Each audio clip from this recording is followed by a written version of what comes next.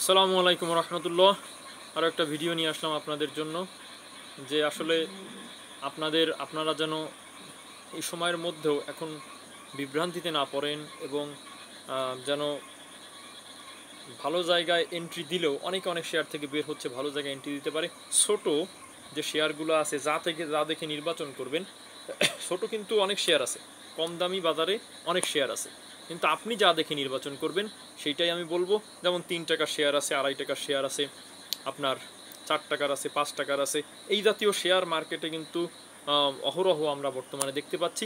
যদিও এই শেয়ারগুলা এই জায়গাতে থাকবে না, মার্কেট টার্ন নিলে এইগুলা উপরের দিকে চলে যাবে, কিন্তু আমার কথা হচ্ছে এর মধ্যে থেকেও আপনাদের যে শেয়ারগুলা সিলেকশন করতে হবে, যা দেখে সিলেকশন করতে হবে, এইটার একটু ধারণা আমি দিব।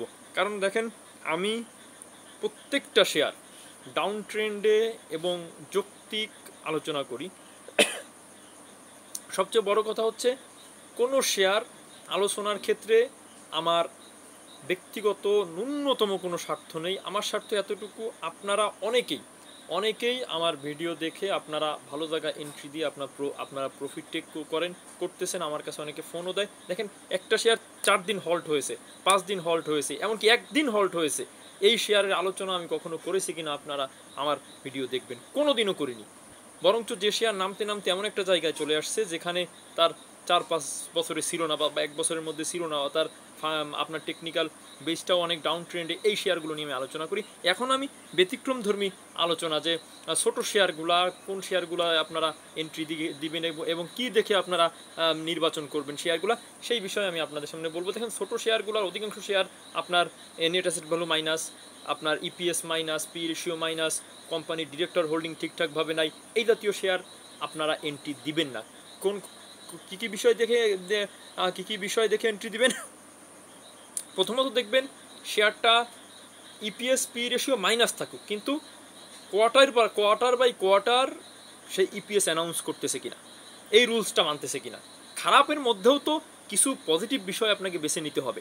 এই রুলস মানতেছে কিনা যে কোয়ার্টার বাই কোয়ার্টার ইপিএস দিচ্ছে, ফার্স্ট এইটা দেখবেন। দ্বিতীয় যে বিষয়টা দেখবেন, ইপিএস পি রেশিও মাইনাস থাকলেও শেয়ারটা নেট অ্যাসেট ভ্যালু পজিটিভ আছে কিনা, তার প্রাইস থেকে নেট অ্যাসেট ভ্যালুটা বেশি কিনা। প্রথমত quarter by quarter EPS announce করবে, নেট অ্যাসেট ভ্যালু অ্যানাউন্স করবে, সঙ্গে সঙ্গে নেট অ্যাসেট ভ্যালুটা পজিটিভ আছে কিনা, এই দুইটা বিষয় দেখবেন। এবং এই শেয়ারটার যে আপনার যদি এই দুইটা বিষয় থাকে, net asset value positive, quarter by quarter এর ইপিএস অ্যানাউন্স, এবং যদি এই দুইটা বিষয় আপনারা সিলেক্ট করতে পারেন, যে কোনো সময় দেখবেন শেয়ারটা উপরে উঠে যাবে বা এর ভালো নিউজ আসবে, কোম্পানি চালু হবে। কিন্তু যে কোম্পানির নেট অ্যাসেট ভ্যালু নেই, সঙ্গে সঙ্গে আরেকটা বিষয় দেখতে ভুলে গেছিলাম, যে ডিরেক্টর হোল্ডিং যেন ন্যূনতম 30% থাকে। এই 3টা বিষয় এবার আমার মনে পড়ছে। ডিরেক্টর হোল্ডিং 30% যেন থাকে, নেট অ্যাসেট ভ্যালু যেন পজিটিভ থাকে, এবং কোয়ার্টার বাই কোয়ার্টার যেন ইপিএসটি অ্যানাউন্স করে। এই 3টা পজিটিভ বিষয় দেখবেন। আসলে তো ছোটো শেয়ারের আর পজিটিভ বিষয় আপনি দেখে খুঁজে বের করতে পারবেন না, কারণ ডিভিডেন্ড দেয় না, এরপর ইপিএস পি রেশিও মাইনাস। তারপরেও তো অনেক এরকম শেয়ার থাকে যারা সামনে ঘুরে যাওয়ার বা ভালো হওয়ার বা কোম্পানি চালু হওয়ার বা মুভমেন্ট উপরের দিকে করার একটা সম্ভাবনা থাকে। কোম্পানির গ্রোথের কথা বলতেছি। আর প্রাইস গ্রোথ তো এই কোম্পানিগুলো এই এই এই আলামতের বা এই দিকগুলো যে কোম্পানির আছে, এদের তো প্রাইস মাস্ট বি গ্রোথ হবে। আসসালামু আলাইকুম রহমতুল্লাহ।